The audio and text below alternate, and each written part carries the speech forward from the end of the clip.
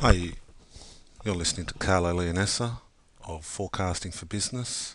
Today I'm speaking to you around how to forecast to support your efforts in making informed business decisions.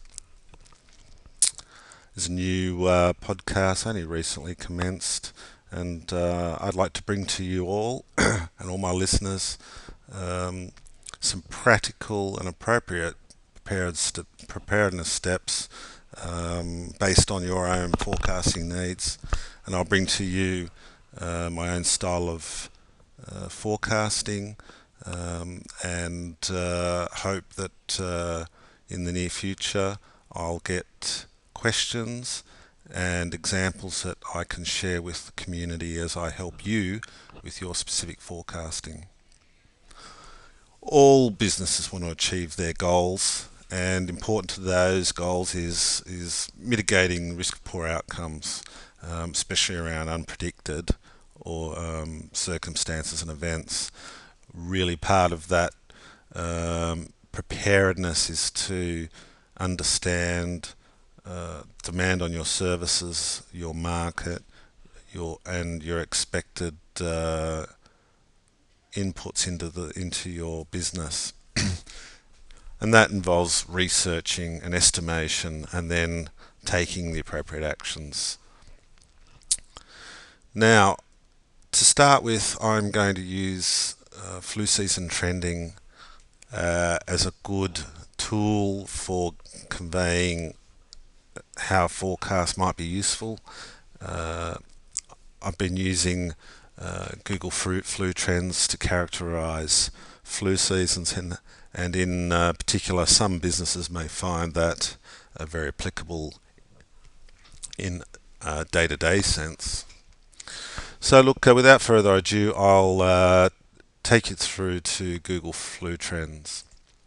As you can see, I'm focused on the Australian components of google.org flu trends. It does cover a large number of nationalities from Austria all the way through to Uruguay and all in between. Um, once you're in your particular country, you can then drill down further into regional data. As you can see here in Australia, we've just been through the peak of the current flu. Um, and you can see in the shadowed lines here previous seasons. The last 2 years of has been no flu, or what I would call no flu. It's really been baseline data. So this is the first flu in 3 years prior to the 2009 swine flu. As you can see, there's a handy map here for visualizing, and generally we've got still have high flu activity, but it is declining.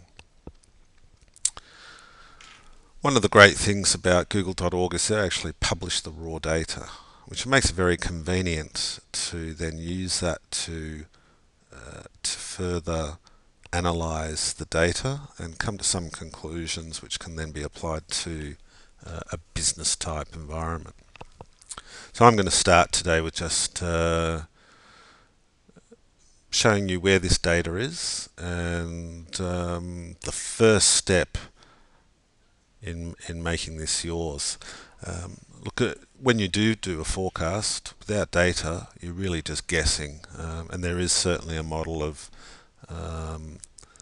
forecasting where opinion and professional and experience can be used to make a forecast, and that can work extremely well, and in fact is an integral part of any forecast, because looking at data doesn't tell you why the data is displaying what it does, and we'll talk more about that in the future. However, data is king. Get your data and apply your expertise and experience, and you'll make some fantastic forecasts and put yourself ahead of the crowd. So starting with the data in Google Flu, easy enough, just click the link for the data, and straight away here you can see that there's a text file with with the data below it. They suggest that you recommend the text file as a CSV spreadsheet, which you can do. Very easy. Alternative, I'm just going to highlight the data set. Pretty simple. Once you've highlighted the data set, right click and copy.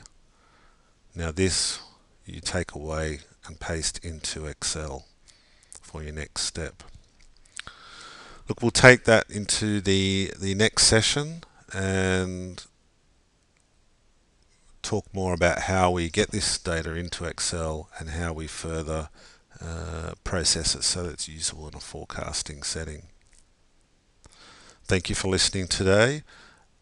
Really appreciate if you would get to the website, give me a comment, let me know if there's anything I can assist you with, drop me a note, and certainly sign up and be part of the listener group, and I'll talk to you in the next session.